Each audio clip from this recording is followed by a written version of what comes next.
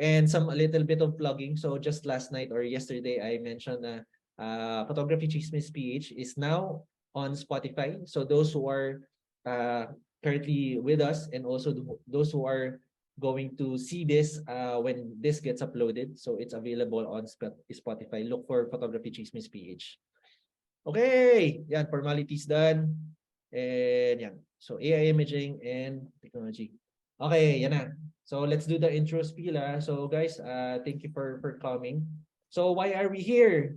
So yon. So there has been much talk about AI in the field of photography. So again, this is photography chisme. So that makes this discussion more directed towards that specific field. But the interest on this topic leads some observers to ask, is it just a trendy issue, or is it really a concern that has real implications in the practice and conception of photography in the Philippines?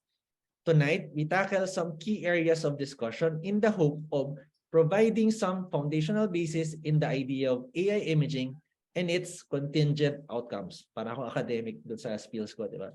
So, thank you for joining us tonight for episode 2 of Marites Talks, Kwentuhan sessions on Philippine photography entitled AI Imaging and Challenging the Index.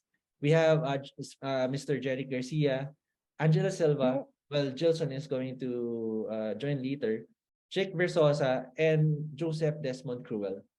Yan. So thank you for joining us tonight. Para akong host, no? So, so parang Boy Abunda of photography. Yes, yun ang picture track ko.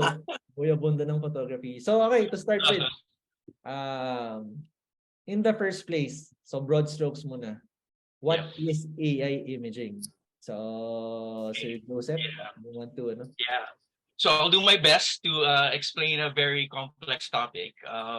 But I think AI imaging and what is very popular right now, and I think the subject of a lot of discussion, is a part of AI imaging called text-to-image technology, where you take text descriptions or prompts in order for you to generate an image uh, from that specific prompt.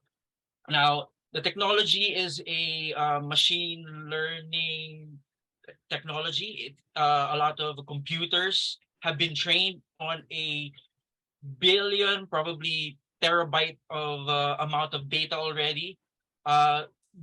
Using what you call a text to image pair, where a specific image has a specific text description, and then the computer, who is very good at remembering things and making relationship with those descriptions, is able to call those images back to create a new image.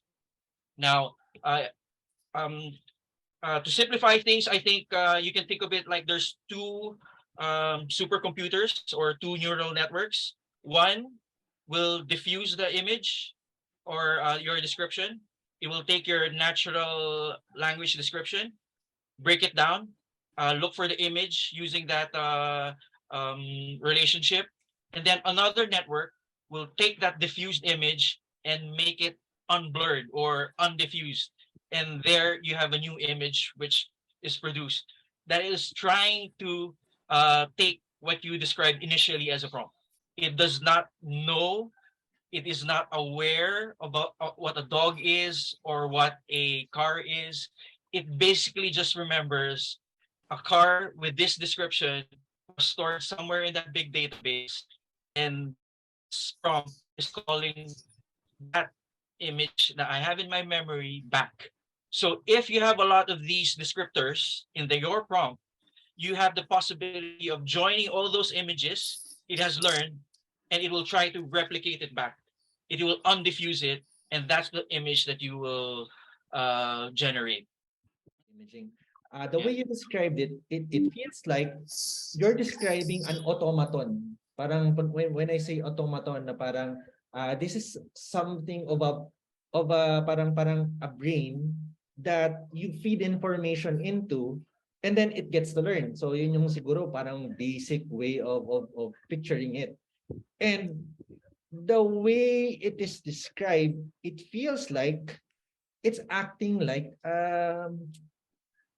it's acting like similar to a kid who's growing up trying to understand things abstractly, and then putting those images from the memory, it's yung parang yung neural networks niya, and then making an amalgam of that understanding of the text and the image, and creating parang a connection, a neural connection, or a network connection of that process. So medyo malapit ba dun yung parang vernacular description natin, or at least parang Yeah. yeah.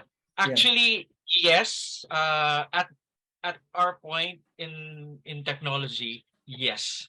It's still I wouldn't even say it's a small kid. Because small kids can read faces, or they can take body language already.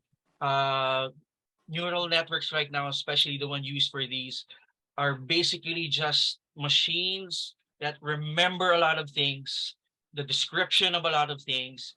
And if you join those descriptions together, it will do its best to do a montage of what it thinks you're trying to describe. I don't think it's thinking. It's very good at giving us something we asked back Sige. in a very fast and sleek way, siguro.